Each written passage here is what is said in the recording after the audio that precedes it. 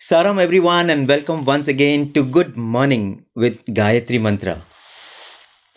This is a series since we have started a couple of months ago. We have received a lot of positive responses. So with prayers to Bhagwan, we continue this series and today we have with us Brother Amey Deshpande who has been serving in the Sri Sathya Sai Center for Human Values. And this is what has been keeping Amey busy in the last 1 year. Swami inaugurated this beautiful center to disseminate human values in November 2017. So while this institution has been keeping Amey busy, what has been the basis of what is Amey is the Gayatri Mantra, which Bhagwan himself initiated him into many years ago when he performed his sacred thread ceremony, the Upanayanam ceremony himself. So he has been very fortunate to receive Brahmopadesham from Swami directly. So, brother, you should share about that unique experience and that privilege. Yes, mind jogs back to 1989. I think it was in the mid 80s that my mother had seen a Samuhika Upanayanam ceremony, Mass Upanayanam. a mass Upanayanam. And at that time, she had made it she had decided that if at all anybody is to perform my son's Upanayanam, it will have to be Swami's only. So in 1988, when we had an interview, she had prayed to Bhagwan and she said, Swami, you should perform. And Swami immediately kind of agreed. Okay. He said, yes, I'll do it. Wow. So he gave us a date. I think it was in 1989. He gave us a date maybe like 4 or 5 days later. And for that ceremony, because it's a very big ceremony in for us Maharashtrians also. So a whole lot of my relatives landed up, like nearly 20-25 of them. And that to imagine getting an interview from Swami about it. And strangely, my father just couldn't make it. My father used to work in Gulf, and he just couldn't make it. He tried to buy even a first class ticket. Nothing was available. And so all of us, with 20-25 of us sitting, waiting for darshan. I remember the pancha and all of that very elaborate arrangement was made. And we were tutored in, what needs to be taken in, what should not be taken in, etc., etc. Very important ceremony, actually. Yeah, it is like it's the second birth. It's considered to be like Dvija. Absolutely. So you are born twice. Dvija, the word Dvija itself is a very beautiful word. Yes. There are 4 things which are twice born. Yes. A bird is twice born because it is first born in the egg and then the egg cracks and then the baby comes out. A Brahmin is twice born. Correct. Right? And then Brahma is twice born as well, because he came out from the Nabi, and then the Nabi, the Kamala opened, the lotus opened, and then Brahma appeared. So that's the kind of what should I say? So it's like a rebirth. Whoever undergoes the Upanayanam ceremony, once you are born from your mother's womb, but now you are actually born into God, actually. In the sense that now you get initiated into the divine. That's right. So back in the olden days, this was the time when the formal education started. Correct. So if you look at Ramayana or Bhagavatam, it is immediately after the thread ceremony, they go off to the Gurukula. Correct. And that's pretty much exactly what happened to me. 1989 was my thread ceremony. 1990 I joined primary school. Oh wow. Yeah. So all of us are waiting over there with the elaborate arrangements. And Swami comes and just ignores us. All the 25 of us. Okay, and he had told that you should be there. He should, and we had got permission. We got the chit to sit in the first row and all of that. And he just came and as if we didn't exist. Something that only God can do. Yeah. And so immediately after that, all of my relatives, they had. Our relatives, how they are, right? Yeah. I mean, with due respect to all of them, they had promptly booked the return tickets the same evening, because they thought of a ceremony gets over. Yeah. And the date is fixed and everything. The date is fixed and everything is done, right? So everybody left.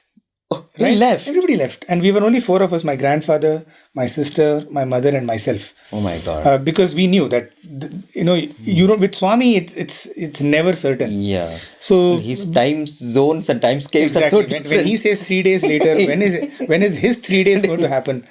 So we waited. All of the relatives left. In fact, my relatives at that time, they told my mother, it's okay, we'll go in front of Lord Ganesha. On the same day, after the morning darshan, I was crying and all of that. So it's okay, in front of Ganesha, we'll do it. It's equivalent to doing it in front of Swami. And my mother said, nothing doing. If you're going to do it, Swami is going to do it. Anyway, so 3 days later, absolutely, myself and my grandfather, in fact, had gone to Dharmavaram to book our return tickets. Okay, in those days, you have to go to Dharmavaram. Yeah. And in the morning, darshan is over.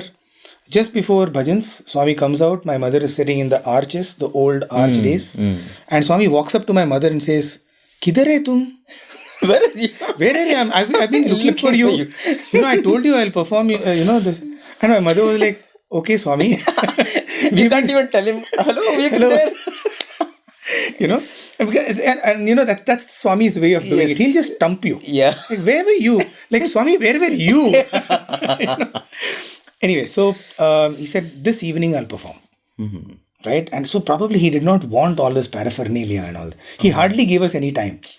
And my mother was even more panic stricken because the main Vatu is in Dharmavaram, right? And it used to take a good 2 hours to come back from Dharmavaram. And no mobiles. How does she even communicate to us that please come back by evening darshan time? And we have to do some kind of preparation, right? Before. Yeah. Anyway, so we landed up at around 12 o'clock back, 12:30, and my mother is like, where are you guys? Swami has told this evening he's going to perform. And usually, Upanayanams don't happen in the evenings. There is a Muhurtam for Upanayanam, which is usually before 12 o'clock in the morning. Lunch. It usually the Brahmopadesham finishes by lunch. We have seen it even happening here. Yes. All of the Samuhika Upanayanams ends with lunch. And we had now just a few ago. Weeks ago. Yes. Yeah, yes. So, and here is Swami telling in the evening. And so we all sat and nothing. We did not prepare anything. Just one tray. Because some of the elders over here had told, take a thread with you, just in case. And then in the evening, as soon as Swami comes out, and in fact, Swami told Shauri auntie that, make them sit in the front where I can see them. And so as soon as Swami came out, I saw my mother and sister going in, so I also went in. And and what followed was an extremely, almost a life-changing experience. Wow. Where, it was just Swami sitting here, my mother and myself. It was my mother and myself. I was on the right-hand side. And then Swami materialized the thread. Materialized the thread? Yeah, he materialized the thread. And then he explained the various things of the thread. Probably I've done this, I think, in another interview as well. I think it's worth repeating because it's definitely so profound. Sure. So he took the thread, and then each of the sacred thread is divided into 3. Right, so that there are 3 threads which go on to make the big thread, and each of those threads is made up of 3 threads. Yes. So Swami kind of held it on his finger, and then he says, do you know what is the meaning of this? So he said the first thread, which is made up of 3 threads, is Trikala. So Trikala Sandhya, which is instead of morning, afternoon and evening, Swami said it is past, present and future. So Trikala is the past, present and future. And then the middle thread, he said, is what is this? So that is Trimurti, Brahma, Vishnu and Maheshwara. And then the third thread, he said, is the Trigunas, which is the Sattva, Rajas and Tamas. Wow. And then Swami said, in all the 3 times, think about the Trimurtis and go beyond the Trigunas. Oh, wow. So, and that is how... So that is in how, all the 3 times, think about the Trimurtis and go beyond the Trigunas. Yeah. Wow. So that is how he explained the thread, and then he held... So usually the father and the mother hold the thread. So here it was Swami. My mother held the thread and he put it across. And then the Brahmopadesham usually is done in the ears, but for me it was not in the ears, it was open. Yeah, everybody else was sitting. And so Swami chanted Om, Bhur Bhuva Swaha, Bhur Bhuva Swaha. So I chanted with Swami, I think twice. And then Swami asked me to chant another 2 times on my own. And then Swami kind of, so Swami said, how many faces does Gayathri have? Now, this is a Bal Vikas question. Yeah. Okay, I was a second group Bal Vikas. I'm doing pretty well. But in front of Swami, it just goes blank. Yeah. And my mother is a Bal Vikas teacher. And so she's kind of prodding me. Panchamukhi Gayathri, Panchamukhi. And Swami says, hey, you keep quiet. Let him see. So I'm like, and Swami says, Panchamukhi Gayathri. Okay, now then the second question which starts is, Swami says, what are the names of the faces of Gayatri? Now, this was beyond syllabus. This was out of syllabus. My mother also did not know. Okay, then Swami said, Om Bhur Bhuva Swaha Tat Savitur Varenyam Bhargo Devasya Dhimahi Dhiyo Yona Prachodayat. So these are the 5 names of the faces, and You will think it is Savitri, Gayatri, Saraswati, but probably, yes. But I mean, these yeah, are so the 5 this is something that when I stand opposite to Gayatri Mata here, I just move from left to right chanting that, and you can focus on every face. So this is something which is very beautiful. Then of course Swami asked, who is your Ishta Devata? Who is your favorite deity? And then again my mother said, say you. And then I was blank again. So then Swami materialized a pendant of Swami. of himself. Of a silver pendant, and then gave it, and then of course. So your mother's wish was fulfilled in a way. The mother wanted you to say that Swami, you are everything, and Swami himself is creating a pendant of himself. Yes, and of course then he gave a Shivalinga also. But then the idea being that ever since that time, and then Swami went on to say, do Sandhya Vandanam. That is, the ritual which is connected to the thread ceremony. Do it 3 times a day. And then Swami went on to say, it was almost as if, he knew that this monkey is not going to do it. Right? So he says, even if you are not able to do Sandhya Vandanam, remember Gayatri, throughout the day. And chant Gayatri at least thrice a day. At least thrice. So he said in the morning when you are having bath, chant Gayatri. In the afternoon before food, you have chant Gayatri. And in the evening when you are having the evening bath, you chant Gayatri. So ever since, I don't know whether before that Gayatri was such an important part of my life, but I think since then she has become my go-to, like she's my constant companion. So constantly, it's almost perhaps become like something which happens unconsciously. Unfortunately, I have not reached that level yet. Okay. Where it's this, the conscious competence, the unconscious incompetence to conscious competence. So I'm probably somewhere, I would say, I've coined my own term. I can introduce it. Instead of constant integrated awareness, I call it periodic integrated awareness. So there are periods when you really intensely at least chant. Exactly. And especially when you're in trouble. Yeah. So that is something perhaps you would have experienced any number of times, right? You are in trouble. You are suddenly in darkness, or you are suddenly in the face of such a huge adversity, and you pray to Gayatri and you see light. In fact, my go-to, like for anything, it could be, so I'm a pretty forgetful person. I keep my things all over the place, and then I don't remember where I've kept them. I'm sure a lot of us are like that. At least I want to satisfy myself saying that. But believe me, unbelievable things like, for example, I'll just give you a very small example. After I joined for MBA, right, I completed my MBA here, and I was joined in for MPhil. And I was lucky enough to be given the gold medal for the MPhil. Now, okay, that was a good part. The not so good part was that I was going to get my degree only if I submitted all my previous documents. That's a necessity of the administrative block. And I figured that I had lost my BCom. I had never even applied for my BCom degree. Okay. But if not my degree, at least I needed my marks cards. Okay, and I had completed my degree in 2000, and here I was in 2007 after working for a few years, finishing my MBA, then doing my MPhil, and I just did not have those mark sheets. Now, imagine when the controller of examinations told me that if you don't apply, you can't get the gold medal from Swami. I was like, oh my God. I went and I literally ransacked my house in Bangalore, looking for those marks cards. And I just couldn't find it. And I was at my wit's end because this is a moment and one thing is I don't deserve the gold medal, I'm sure, because MPhil is really not something a degree that, you can award a gold medal. But who cares? I'm getting something from Swami's hand on 22nd November. And, and that's it. I said, Swami, if you want this, only you can find out where going to Bangalore University is an unbelievably difficult job to do. So Swami, I need my marks cards. I need my marks cards. Without that, I have to go file an FIR with the police, and all of that unnecessary. Gayatri starts. You will not believe, Brother Bishu. In a place where I must have searched easily 10 times. 10 times. Okay, there is an envelope lying over there, and I just randomly pull out that envelope, and my marks cards are there. Wow. I'm sure it is not a big deal. Today, when I look back, yeah, after all, what marks card? But that marks card helped me get a gold medal from Swami's hand. Forget the gold medal, anything from Swami's hand. Yes. So it's some of these little things, and I strongly recommend you lose anything in life, anything. It could be peace of mind, it could be a piece of cloth. Okay, use Gayathri. I can guarantee you will find it. Yeah.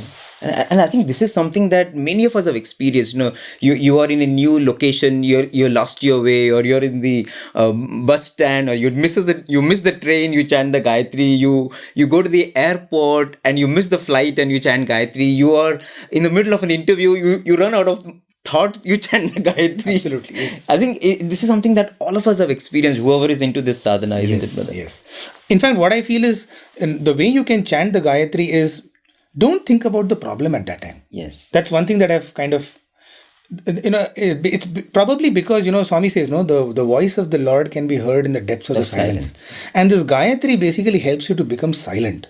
If you are constantly focusing on the problem, then it just becomes any other, jumbling of words. Yes. I mean, it could be Spanish, it could be anything, and it will not. But if you are able to silence yourself from the problem, correct, and just focus here, probably that clarity which comes in, you know what, maybe this is what I'm supposed to do. Yeah. And that's when, the pure stream of intuition and conscience starts to speak, and then that becomes right. I mean, there is problem and there is consciousness. You chant the Gayatri and the problem is removed. Yes. Sort of, you obliterate the problem. Yeah, you take your focus off the problem. Then what remains is only consciousness. The solutions. Only consciousness. And consciousness finds solution for every problem. Correct. Yes, it's something like that. Yeah. Yeah. Brother, any other instance where you have experienced this power of Gayatri? So, I know there are many, big and small, but maybe one more. Yeah, but I frankly, mine are not dramatic. We'll leave that for the viewers to decide. Yeah, means they are not like cancer cancelled, or Swami appearing, or Vibhuti pouring out from a photograph. But I don't think we can ever classify something as dramatic, non-dramatic. Everything is very important for you. At that moment, any other story. Yeah. So I remember another time when I was traveling to spend time with my parents in the Gulf. So I was. It was the month of May. Okay. So Swami had gone to Kodaikanal, and I was going to Abu Dhabi. And I had gone to the Bangalore airport, and there was a rule which had just come maybe like 5-6 months before that, which was if you're booking your ticket through a credit card, you either must have the credit card with you, or at least a copy of the credit card, irrespective of whosever credit card it is. Otherwise, you will not be allowed to board the flight. Okay. I did not know that. Okay. I land up on the airport. The flight is at like 1:30 at night. So I'm on the airport at 11. Okay, and I stand in the line. I go up to this guy. This guy says, "Yeah, show me the credit card." I said, "I don't have the credit card."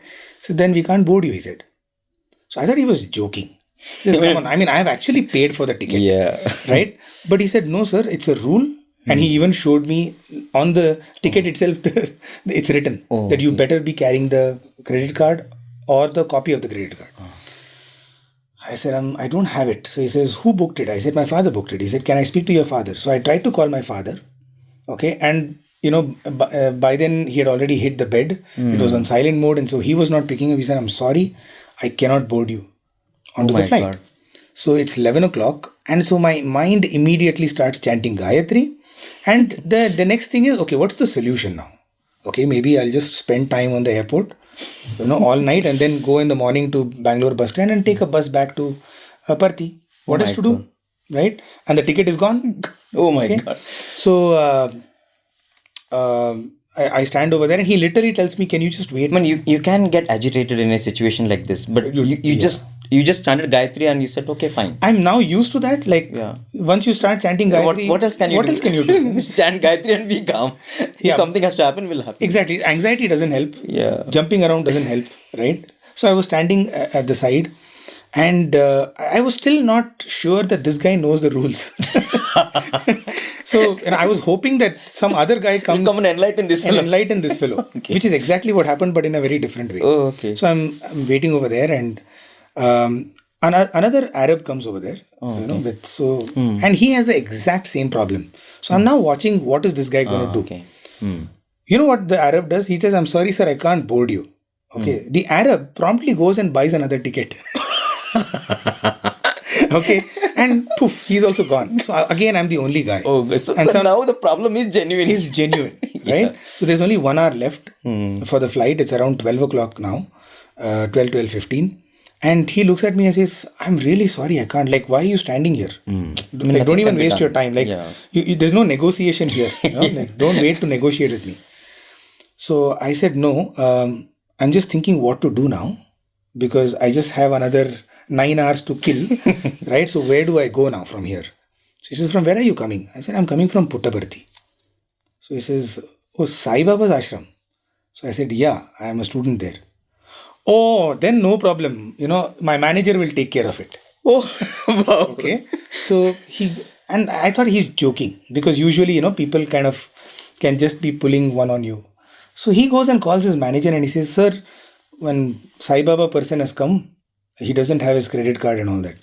So this guy looks at me and he says, do you have your ID card? What are you doing there? He said, I'm a student. Do you have your ID? So I showed him my ID card. He says, okay, fine. Give him the boarding pass. Oh, wow. And he just went on his way. So I was still not sure. Are they pulling a fast one on me? Like, are they just joking around? So he says, yeah, sir, come put your bag here. He took this thing and then he starts giving me. I said, are you serious? Like, like what happened? He said, no, sir, see, it's about trust, sir. So that's when he explained to me, why credit card is. And so this manager comes back and he's standing next to him because I'm the only guy now at the counter. Okay. And, I used to have a photograph of mine with Swamis. Okay. Kind of on the individual photo with Swami. The individual photo on my mobile phone. Okay. So I just showed him to tell him that, sir, I am truly a Swami student. Yeah, I'm like Swami's institute student at least. And so he looks at the camera and he literally jumped from that side of the counter to this side, over that where you keep the luggage. He jumped and he came and he hugged me. Oh wow! He says, oh my God, these hands have touched Swami's hands. And instantly, like there were tears in his eyes and there were tears. I said, yes, sir. Yeah, Swami has given. And then he says, sir, I've been the airport manager for so many years.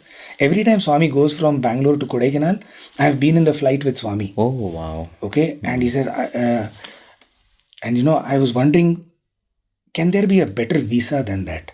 Where, and in fact, many times I feel that a time should come when just we saying that we are Bhagwan's devotees is a visa for us to, like we cannot be wrong. Absolutely. We cannot be doing something wrong because we are Swami's devotees. Yes. And the trust that happened. Because, you are coming from Puttaparthi, you're Sai Baba student. That said, okay, then that's no problem. Yeah, I have no problem. I am ready to take full charge of your, which I thought was incredible. Incredible. That is the legacy that Swami has left behind. Don't need credit card, you have Swami card. Yeah, MasterCard. MasterCard, yeah. Divine MasterCard. Divine MasterCard. Yeah.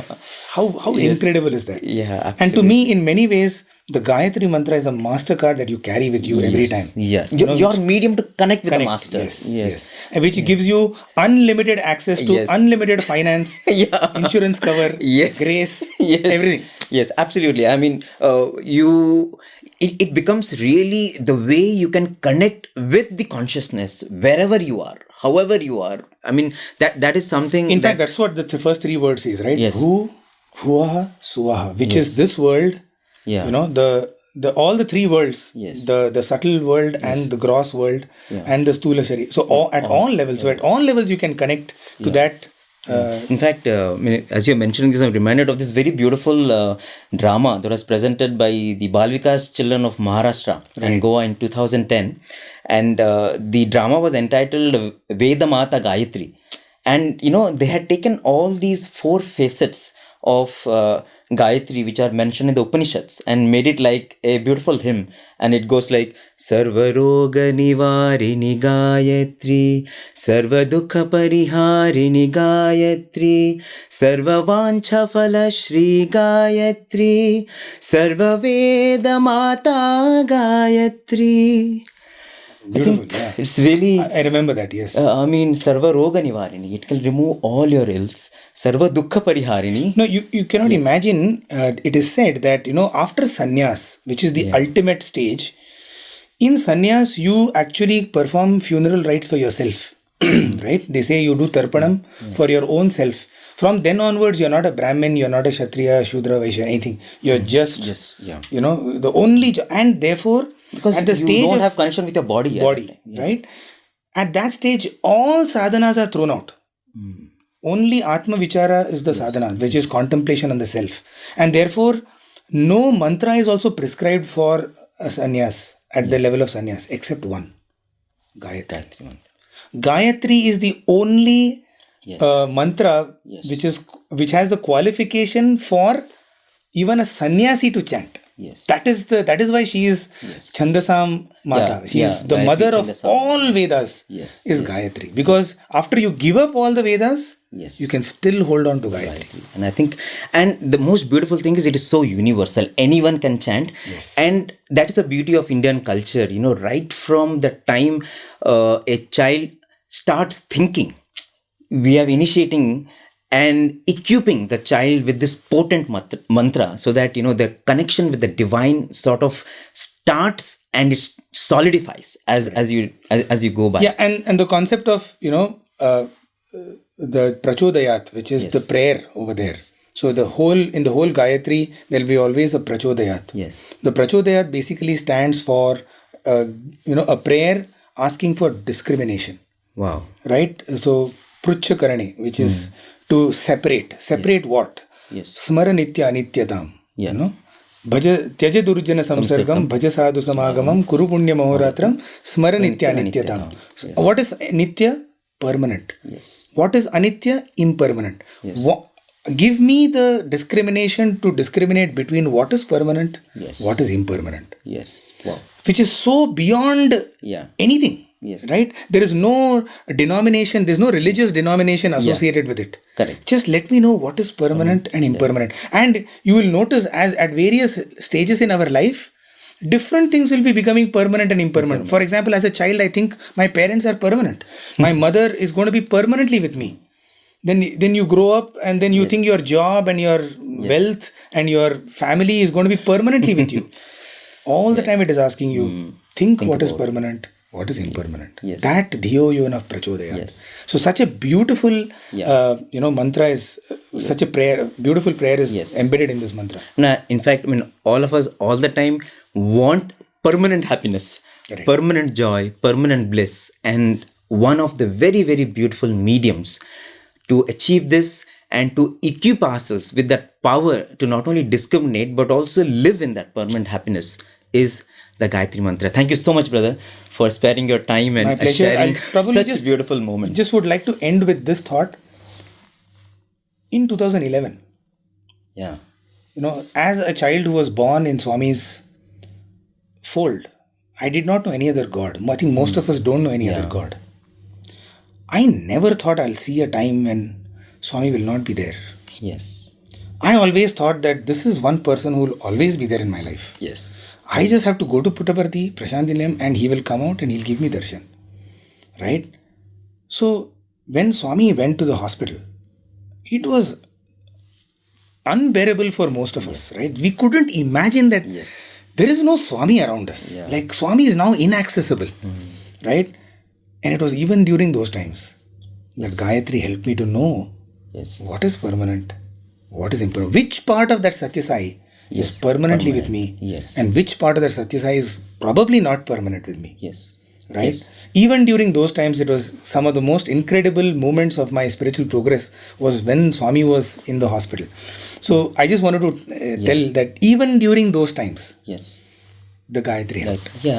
I think for everyone in the Sai fold, there cannot be a greater catastrophe in our life, what happened in April 2011. But what gave strength to so many is the power and the solace and the support that Gayatri Mantra gave. And I think this is something that we all should hold on to as we go through the vicissitudes of life, so that we always remain connected and we always are empowered to walk on that path that Bhagwan has so clearly shown for us, and walk with happiness, walk with joy, and walk with a lot of energy. Thank you so much.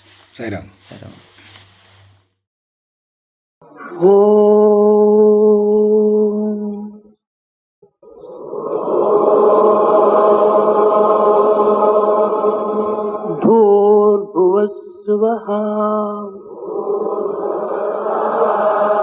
तत्सवितुर्वरेण्यं